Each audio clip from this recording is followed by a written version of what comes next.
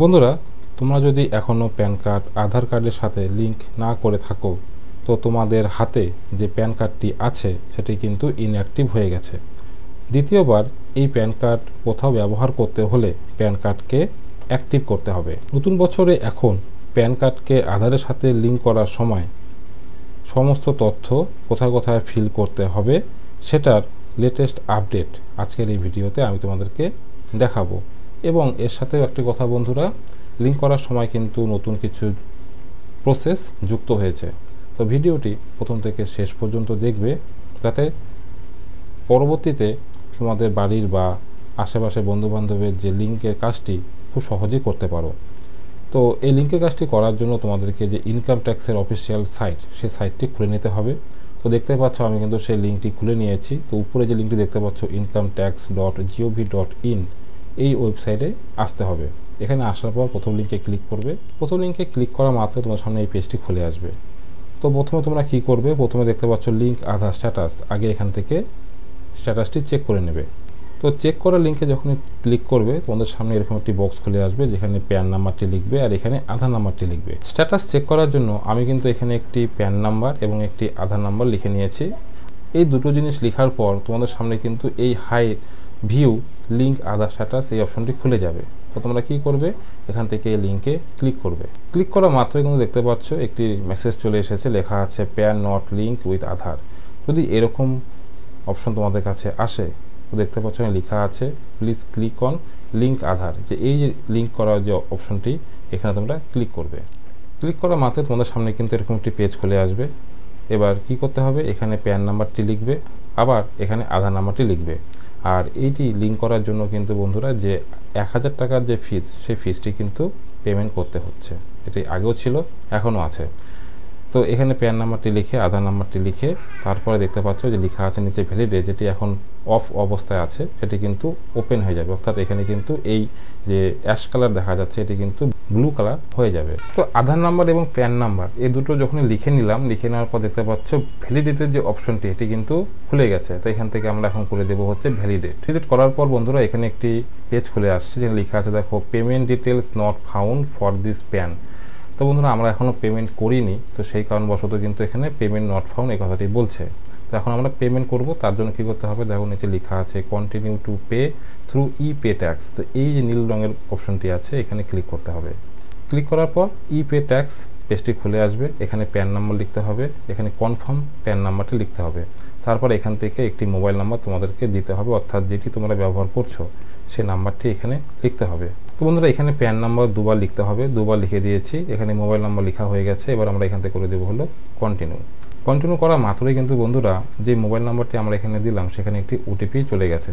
তো সেই ওটিপিটি কিন্তু এখানে এখন ফিল করতে হবে।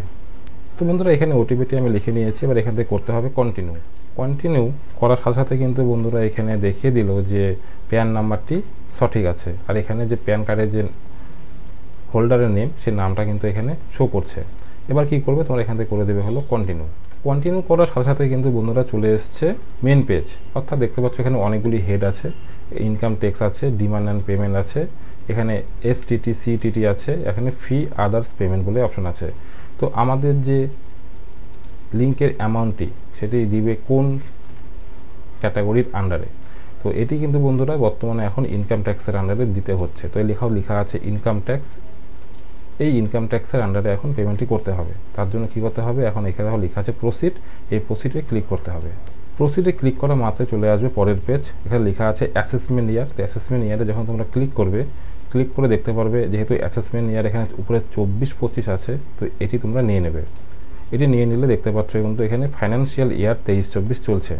তো 24-25 এটি কিন্তু সিলেক্ট করবে। তার পাশে আছে টাইপ অফ পেমেন্ট। তো এইখানে আসার পর ক্লিক করবে, চলে আসবে একদম নিচে দেখো লেখা আছে আদার রিসিপ্ট, এই 500 এই অপশনটি চুজ করবে। এই অপশনটি চুজ করা মাত্রই কিন্তু বন্ধুরা নিচে আরও কিছু পেজ খুলে যাবে, অর্থাৎ নতুন অপশন যুক্ত হয়েছে। তার মধ্যে দেখতে পাচ্ছ এখানে প্রথম যে অপশনটি আছে যে fee for delay in linking PAN with Aadhaar, তো এই অপশনটিতে ক্লিক করবে। এখানে ক্লিক করা মাত্রই কিন্তু তোমাদের সামনে পেজ যেটা আছে কন্টিনিউ করা, সেই কন্টিনিউয়ের লিঙ্কটি খুলে যাবে। এবার এখান থেকে করে দেবো আমরা কন্টিনিউ। তোমাদের সব কিছু ঠিকঠাকভাবে ফিল করে ফেললে তোমাদের সামনে কিন্তু পেমেন্টের যে অ্যামাউন্ট এখানে শো করবে। তো এবার কি করবে, এখান থেকে কন্টিনিউ করলে তোমাদের এবার এখান থেকে পেমেন্টের অপশন খুলবে। এবার এখানে পেমেন্টের অপশন খুলবে, দেখতে পাচ্ছ এখানে নেট ব্যাঙ্কিং আছে, ডেবিট কার্ডের মাধ্যমে করতে পারো, এবারে আছে পে অ্যাট ব্যাঙ্ক কাউন্টারে গিয়েও করতে পারো, আরটিজিএস করতে পারো এবং পেমেন্ট গেটওয়ে ইনক্লুডিং ইউপিআই। তো এখানে যে অপশনটি আছে এটি যে bank of Maharashtra, Canara bank, federal bank, state bank, Kotak bank, HDFC bank. তো এখানে যদি তোমাদের কোনো ব্যাঙ্ক না থাকে কোনো অসুবিধা নেই, যে কোনো একটি লিঙ্কে তোমরা ক্লিক করে পরের প্রসেসটি করতে পারো। তো আমি এখান থেকে ইউপিআইয়ের মাধ্যমে পেমেন্ট করব, তার জন্য স্টেট ব্যাঙ্কে চুজ করে নিয়েছি। এখানে এবার করব কন্টিনিউ করার পর যে পেজটি খুলবে সেই পেজটিকে তোমরা উপরে উঠাবে, দেখতে পারবে এখানে লেখা আছে পে নাও। তো পে নাও বাটনে ক্লিক করব, তারপর এখান থেকে টার্ম অ্যান্ড কন্ডিশনে ক্লিক করব। ক্লিক করার পর এখানে সাবমিট টু ব্যাঙ্ক। এবার বন্ধুরা স্টেট ব্যাঙ্কে দুটি অপশন খুলে গেছে, নেট ব্যাঙ্কিং এবং ইউপিআই। তো আমি ইউপিআইয়ের মাধ্যমে পেমেন্ট করব, তো এখানে আমি এই অপশনটিতে ক্লিক করে নিচ্ছি। পেমেন্ট করার জন্য দুটি অপশন আছে, একটি ভিপিএ, একটি কিউআর কোড। তো আমি এখানে কিউআর কোডটি নিয়ে নিচ্ছি। তো দেখতে পাচ্ছি পেমেন্টটি কিন্তু সাকসেস হয়ে গেছে, লেখা চলে এসেছে your transaction status is success. এবার আমরা এখান থেকে করে দিব ওকে। তো বন্ধুরা এখন কিন্তু আমাদের পেজটিতে কিছু করার নেই, অটোমেটিক রিডাইরেক্ট হয়ে যাবে। তো দেখতে পাচ্ছ পেজটি রিডাইরেক্ট হচ্ছে। তো বন্ধুরা আমরা কিন্তু স্টেট ব্যাঙ্ক অফ ইন্ডিয়ার যে ইউপিআই মেথডটি আছে সেটি ব্যবহার করে এই 1000 টাকা পেমেন্টটি করে দিলাম। আর দেখতে পাচ্ছ পেমেন্টটি কমপ্লিট হয়ে যাওয়ার সাথে সাথে কিন্তু আমাদের এখান থেকে চালান রিসিভ হয়ে গেছে। তো অনেকে বন্ধুরা এটি ভুল করে থাকে যে পেমেন্ট করে দিয়েছি মানে আধার লিঙ্ক প্যান কার্ডের সাথে হয়ে গেছে। তো এটি একদমই ভুল ধারণা। তো এবার কি করবে, যে চালানটি আছে চালানটি এখান থেকে ডাউনলোড করে নেবে। চালান তো বন্ধুরা ডাউনলোড করে নিলাম। এবার কিন্তু লিঙ্কের সেকেন্ড ফেজ আমাদের কাছে করতে হবে, কারণ প্রথম ফেজে কিন্তু লিঙ্ক হয় না। আমাদের প্রথম ফেজে কি হয়, প্রথমে পেমেন্টই হয়ে গেল, এবার আমাদের করতে হবে লিঙ্কের কাজ। তার জন্য কি করব, চলে আসবো আবার হোমে আসার পর দেখতে পাচ্ছ যে 3 নম্বর অপশন লিঙ্ক আধার, এই অপশনে ক্লিক করতে হবে। এখানে ক্লিক করার পর আবার সেম প্রসেস করতে হবে, প্যান নাম্বার আধার নাম্বার লিখে এখান থেকে করতে হবে ভ্যালিডেট। তো বন্ধুরা এখানে কিন্তু একটা জিনিস শেখার আছে, যে প্রথমে যখন আমরা প্যান এবং আধার দিয়ে করলাম হলো ভ্যালিডেট, তখন কি দেখালো যে পেমেন্ট নট ফাউন্ড। কিন্তু এখন দেখতে পাচ্ছ পেমেন্ট যেহেতু করে ফেলেছি, এখানে কিন্তু চালান নাম্বার, বিএসআর কোড, কত টাকা পেমেন্ট করলাম এবং কয় তারিখে সেটি কিন্তু শো করছে, অর্থাৎ পেমেন্ট কিন্তু সাকসেসফুল হয়ে গেছে। তো এবার কী করবো, আমরা এখান থেকে করে দেবো হলো কন্টিনিউ করার পর তোমাদের সামনে এরকম একটি পেজ খুলে আসবে। তারপর দেখো লেখা আছে এখানে নেম অ্যাজ পার আধার, অর্থাৎ আধারে যে নামটি আছে সেই নামটি এখানে লিখতে হবে। আবার এখানে মোবাইল নাম্বারটি লিখতে লাগবে, যে নাম্বারটি কিছুক্ষণ আগে আমরা ফিল করলাম।